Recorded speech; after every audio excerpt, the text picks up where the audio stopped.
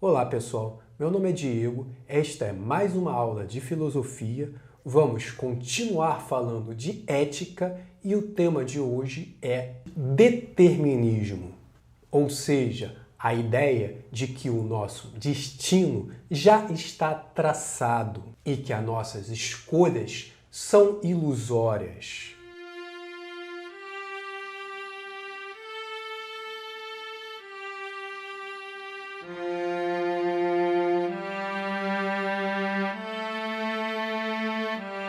Existem vários tipos de determinismo, como por exemplo o determinismo místico-religioso e também o determinismo científico.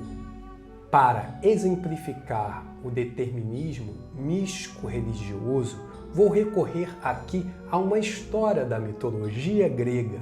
Na epopeia Odisseia, o personagem Odisseu é amaldiçoado por Poseidon e, por conta disso, é condenado a vagar pelos mares por mais de 10 anos, ficando impedido de retornar para casa e encontrar sua família. Para ilustrar o determinismo científico, podemos falar sobre determinadas concepções sobre genética que apontam a previsibilidade total sobre o indivíduo por meio dos seus genes.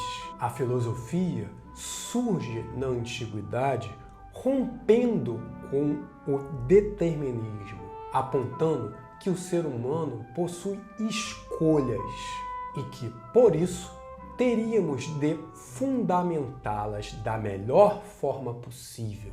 Na antiguidade, o pensamento socrático-platônico desenvolveu uma ideia de liberdade associada ao dualismo entre corpo e mente.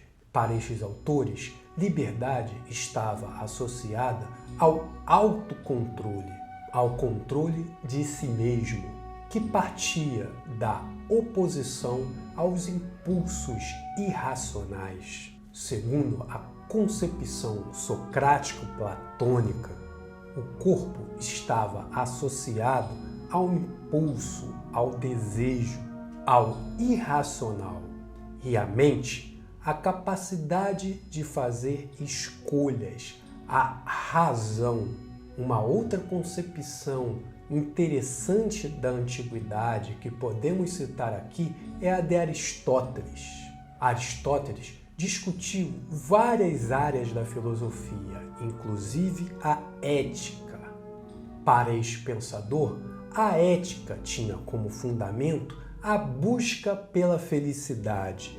Seriam as boas escolhas associadas à sabedoria prática que poderiam nos direcionar à felicidade, sendo essas escolhas uma possibilidade justamente pela característica própria do ser humano, a sua capacidade racional. Na Idade Medieval, foi desenvolvida uma ideia de liberdade que não é tão incomum para nós. A ideia de livre-arbítrio, que hoje muitas vezes é utilizada de maneira deturpada. O pensamento na Europa durante o período medieval era dominado pelo pensamento religioso. Desta forma, o estudo da ética também era influenciado pela religião. O conceito de livre-arbítrio aponta que Deus criou o ser humano como um ser racional, dando a ele o poder de escolha para escolher entre o caminho do bem e o caminho do mal. O filósofo Agostinho de Hipona trabalhou o conceito de livre-arbítrio para discutir a temática de mal e pecado. Segundo ele, o mal seria resultado justamente das escolhas ruins dos seres humanos. Durante a modernidade, se desenvolveu a ideia de que a liberdade estava associada à autonomia. Alguns autores se destacam nesse debate, como Kant e Rousseau. Para Kant, o ser humano deveria desenvolver a consciência moral, atingir maturidade intelectual e, fazendo isso, criaria deveres morais, ao qual deveria seguir para se autolegislar. Para Rousseau, seria o Estado civil que possibilitaria a liberdade. Seria ele que conciliaria o arbítrio das pessoas.